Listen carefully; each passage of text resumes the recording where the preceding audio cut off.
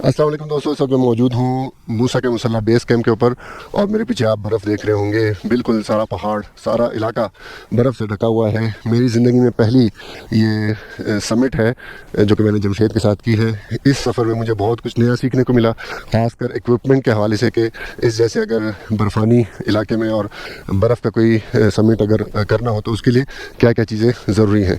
तो मैंने कहा आपके साथ भी मैं वीडियो में ये चीज़ें शेयर कर दूँ ताकि अगर किसी को इरादा हो या उसका शौक़ हो तो बग़ैर तैयारी के कभी भी आप ना आए, वरना आपको बहुत ज़्यादा मिस एडवेंचर का सामना करना पड़ सकता है। बर्फ़ के समिट के लिए सबसे जो ज़रूरी चीज़ है, इक्विपमेंट से भी ज़्यादा ज़रूरी चीज़ है, वो है आपका स्टेमिना। आपका स्टेमिना बना हुआ होना चाहिए।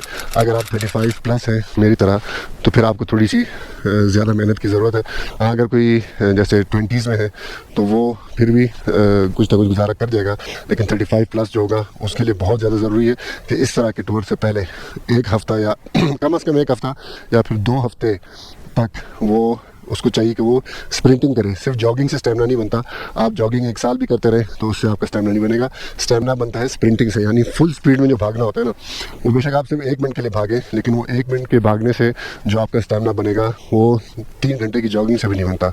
तो ये बहुत ज़्यादा ज़रूरी है। आप जब इस तरह का एडवेंचर करने जब आप जाएँ तो उससे 2 हफ़्ते पहले कोशिश करें कि रोज़ाना फुल स्प्रिंट पे आप जितना ज़्यादा दूर तक आप स्प्रिंटिंग और जितनी स्पीड से आप स्प्रिंटिंग कर सकते हैं वो करें। तो उससे आपका ये है कि दिन ब दिन आपका स्टेमिना बनता जाएगा और 2 हफ़्ते में आपके जितने भी ये मसल्स हैं वो यूज़ टू हो जाएंगे। तो फिर जब आप सबमिट करने या इस तरह का एडवेंचर करने जाएंगे तो फिर आपको ज़्यादा परेशानी नहीं होगी, वरना फिर मेरी तरह का हाल होगा कि मैं अचानक से 6 महीने पहले मैं डिग्री बंगला गया था, उसके बाद मैं अचानक से यहाँ पर आया तो फिर मुझसे अनफॉर्चुनेटली सबमिट के बिल्कुल करीब जाके मेरी बस हो गई और मैं वहाँ से वापस आ गया। तो ये एक सबसे ज़रूरी चीज़ है। दूसरी चीज़, इक्विपमेंट आपके पास होना चाहिए टॉप नॉच, अच्छी क्वालिटी का, और बिल्कुल वो इक्विपमेंट होना चाहिए कि जिसकी इस जगहों के ऊपर ज़रूरत है।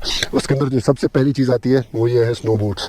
इस तरह का स्नो बूट्स हो कोई भी आपको लंडा से मिल जाएगा, ये हार्डली अच्छी क्वालिटी का जो होता है 2-3 हज़ार का मिल जाएगा। इस तरह के स्नो बूट्स आपके पास लाजमी होने चाहिए जिससे अंदर बर्फ़ ना जाए। इस तरह के किसी भी एडवेंचर में सबसे जो मेन चीज़ का ख्याल रखना है, आपके जिस्म के अंदर बर्फ़ नहीं जानी चाहिए। अगर आपके जिस्म के अंदर बर्फ़ चली गई तो उससे एक तो आपको बहुत ज़्यादा जिस्म आपका ठंडा हो जाएगा और दूसरा आपको अंदर फिर वो बर्फ़ पिघल के आपके सारे जो कपड़े हैं वो गीले हो जाएंगे और आपको फिर बुखार भी हो सकता है, नमूनिया तक भी बात जा सकती है। तो इसलिए कोशिश करें कि अपने आप को ऐसा इक्विपमेंट, ऐसी आपने जैकेट और ट्राउज़र पहने कि आपको वो अंदर से सूखा रखे। तो ये स्नो बूट्स हैं, ये आपने लाजमी पहने। आम जो हाइकिंग के बूट्स हैं वो आपने नहीं रखने। स्नो बूट्स एक तो ये सबसे ज़रूरी है। दूसरा इस तरह के, ये देखें जैसे ये ट्राउज़र है ये इस तरह का ट्राउज़र भी आपको लंदन से इजीली मिल जाएगा जो कि वाटर प्रूफ होते हैं, अंदर पानी से और बर्फ़ से आपको बचाते हैं। तो कल जो हमने स्लाइडिंग की है वापसी आते हुए सारी, तो वो इसकी वजह से की थी। आम अगर ट्राउज़र होते तो उस पर स्लाइडिंग नहीं हो सकती थी। तो ये चीज़ें जब आपकी इसी तरह का snow proof water proof jacket भी मिलती है, वो भी अगर वो और भी ज़्यादा अच्छा है, तो आप फिर उसमें बर्फ़ के अंदर उसके अंदर स्लाइडें मारें, आप उसके गिरें तो आपको कोई इतना उससे ज़्यादा फिर फ़र्क नहीं पड़ता। ये चीज़ें सबसे ज़्यादा ज़रूरी है। इस तरह की एक आपके पास होनी चाहिए हाइकिंग स्टिक, वो आपको बहुत ज़्यादा हाइकिंग के अंदर मदद देगी। फिर इस तरह के क्रैम्पॉन्स मिलते हैं, ये आप कहीं अगर बर्फ़ सख्त हो, अभी तो ये बर्फ़ नरम है, कहीं अगर बर्फ़ सख्त होती है तो फिर इसकी भी ज़रूरत पड़ती है। ये आप अपने बूट के नीचे इसको लगाएंगे तो फिर आप फिसलेंगे नहीं। ये इसके नीचे देखें ना, ये नोकें बनी होती हैं, ये उसके अंदर जमती जाती हैं, तो ये भी आपको फिर फ़ायदा देगी। और एक और चीज़, इस तरह के सन ग्लासेस, ये बहुत ज़्यादा ज़रूरी है क्योंकि ऊपर जब बर्फ़ ज़्यादा होती है तो सफ़ेद बर्फ़ देख देख के आदमी की आंखें चुंधी आ जाती हैं। तो सन ग्लासेस बहुत ज़्यादा ज़रूरी है। इसके अलावा पानी का एक वो आता है, कैमल टैंक उसको बोलते हैं, पीछे बैग सा होता है, यहाँ पाइप निकला होता है उसका, तो वो भी बहुत ज़्यादा ज़रूरी है। वो आपने अगर पहना हुआ हो, बस आप उसको मुँह से लगाएं और चुस्कियाँ लेते रहें पानी की, तो आपको डिहाइड्रेट नहीं करेगा। इसके अलावा ये है, इसको बोलते हैं गेटर्स। ये भी यहाँ पर इसको पहनते हैं बूट के ऊपर ही। तो ये है कि फिर आपको अंदर क्योंकि बर्फ़ के अंदर तकरीबन इतना 2-3 फुट तक अंदर पाँव धंसता है, तो ये जब आपने पहने होंगे तो आपकी पैंट के अंदर, ट्राउज़र के अंदर बर्फ़ नहीं जाएगी। तो ये गेटर्स ये भी बहुत ज़्यादा ज़रूरी हैं। इसके अलावा स्लीपिंग बैग आपके पास होना चाहिए लाजमी, अच्छी क्वालिटी का, नेचर हाइक का हो या और किसी भी कंपनी का हो, लेकिन उसके अंदर टेम्परेचर लेवल होते हैं।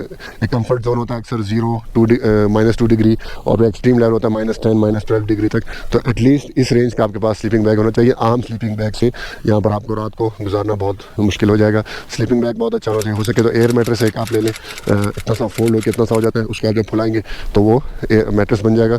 तो जब आपके नीचे रात को आरामदेह जगह होगी तो नींद आपको अच्छी आएगी, और नींद जब आपकी अच्छी होगी तभी आप अगले दिन ट्रैक कर सकेंगे। तो एयर मैट्रेस भी हो आपके पास तो वो भी बहुत अच्छी चीज़ है। और ऐसे इलाकों में कैंपिंग लोग करते हैं, लेकिन कोशिश करेंगे इस तरह का कोई बेशक पुराना कोई कमरा हो या इस तरह के कोई जानवरों की भी बेशक बनी हो जगह, तो उसमें भी आप रह लें। कमरे के अंदर ज़्यादा आदमी गर्म रहता है, सेफ़ रहता है बजाय टेंट के। टेंट जितना भी अच्छा हो लेकिन हवा उसके अंदर आती है और आदमी को जो है ठंड लगने का खतरा होता है। तो ये बेसिक चीज़ें हैं जिनका आपने ख्याल रखना है। बाकी तो जितना आप इसके ऊपर रिसर्च करते जाएंगे आपको नई से नई और अच्छी से अच्छी चीज़ें मिलती जाएंगी। लेकिन ये जो मैंने आपको बता दी हैं ये बेसिक्स हैं। इसके बगैर अगर आप इस तरह का कोई एडवेंचर करने आएंगे तो आपको बहुत ज़्यादा चांस है कि वो मिस एडवेंचर में बदल जाएगा और आपको जो है बहुत सीवियर किस्म के कॉन्सिक्वेंसेस का सामना करना पड़ सकता है। तो चले हम वापसी करते हैं बस मूसा के मुसल्ला से आज। और जो मैंने आपके साथ थोड़ी इक्विपमेंट शेयर करनी थी वो मैंने आपके साथ कर दी। उम्मीद है कि आपको इससे बहुत कुछ सीखने को मिलेगा। चैनल को मेरे आप फॉलो करते रहें। अच्छी बात लगी हो तो आप ज़रूर इसको शेयर करें। कोई चीज़ अच्छी नहीं लगी तो कमेंट में आप बताएं, तो हम उसको इंशाल्लाह नेक्स्ट वीडियो में इम्प्रूव करने की कोशिश करेंगे। मिलते हैं आपसे इंशाल्लाह बहुत जल्द नई वीडियो के साथ।